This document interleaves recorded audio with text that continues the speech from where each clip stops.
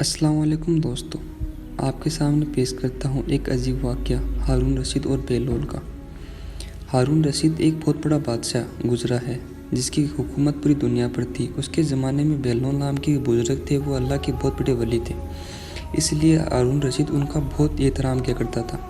हारून रशीद की बीवी जिसका नाम जुबैदा था वो बहुत ही नेक औरत थी, 24 घंटे कुरान की तिलावत करती थी। जुबैदा ने अपने महल में ऐसी 1000 नौकरानियाँ रखी हुई थी जो कुरान की हाफिज़ थी और कुरान की तिलावत के लिए उन सबको अलग अलग जगहों पर बिठा दिया जाता, जिसका नतीजा ये होता कि महल में 24 घंटे कुरान की तिलावत होती रहती और उसका महल कुरान का गुलशन लगता।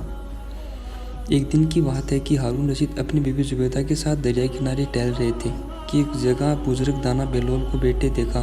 देखते ही उसने सलाम किया और दाना बेलोल ने जवाब दिया। बेलोल उस वक्त मिट्टी का घरोता बना रहे थे। हारून रशीद ने पूछा, क्या कर रहे हो? बेलोल ने जवाब दिया, रेत का घर बना रहा हूँ।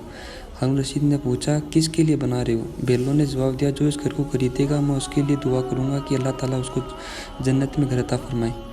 हारून रशीद ने इसकी कीमत पूछी। बेलोल ने सिर्फ 1 दिनार बताई। हारून रशीद ने सोचा ये एक दीवाना है, ऐसे ही बोल रहा है, इसकी बातों पर ध्यान नहीं दिया और वो आगे बढ़ गया।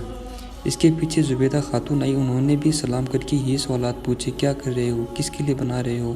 तो बेलोल ने फिर वही जवाब दिया, जो इस घर को खरीदेगा मैं उसके लिए दुआ करूँगा कि अल्लाह ताला उसको जन्नत में घर अता फरमाए।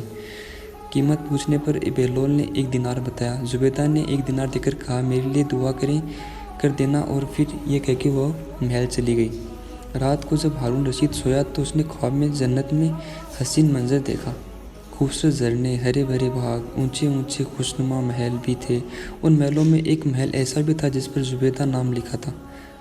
हारून रशीद ने सोचा कि मैं देखूं तो सही मेरी बीवी का घर कैसा है, लेकिन इससे पहले कि महल में दाखिल होता एक चौकीदार ने उसे रोक लिया। हारून रशीद ने कहा, इस महल में मेरी बीवी का नाम लिखा है, मेरी बीवी का है, मुझे इसलिए मुझे अंदर जाने दो। चौकीदार ने कहा, नहीं, यहाँ का कानून अलग है, यहाँ जिसका नाम होता है उसी को अंदर जाने की इजाज़त होती है, इसके अलावा किसी और को नहीं। जब चौकीदार ने हारून रशीद को पीछे धक्का दिया तो हारून रशीद की आँख खुल गई। जागने पर उसे यकीन हो गया कि बेलोल की दुआ जुबैदा के हक़ में कबूल हो गई और ख़ुद पर अफसोस करने लगा कि मैं अपने लिए एक घर खरीद लेता तो कितना अच्छा होता। वो सारी रात इस अफसोस में करवटें बदलता रहा। सुबह आँख खुली तो उसने सोचा कि आज ज़रूर मैं दरिया किनारे जाऊँगा और बेलोल से दुआ करूँगा कि मेरे लिए जन्नत में एक मकान ज़रूर खरीदूँगा। अगले दिन वो दरिया किनारे बेलोल को तलाश करते हुए इधर उधर पहुँचे। बेलोल उसी तरह मकान बना रहे थे तो करीब जाकर सलाम किया और बेलोल ने जवाब दिया। फिर वही सवालात शुरू हो गए। हारून रशीद ने पूछा, क्या कर रहे हो? बेलोल ने जवाब दिया, रेत का घर बना रहा हूँ। हारून रशीद ने पूछा, किसके लिए बना रहे हो? बेलोल ने जवाब दिया, जो इस घर को खरीदेगा मैं उसके लिए दुआ करूँगा अल्लाह ताला उसको घर जन्नत में घर अता फरमाए। हारून रशीद ने पूछा, क्या कीमत है? बेलोल ने जवाब दिया, इसकी कीमत पूरी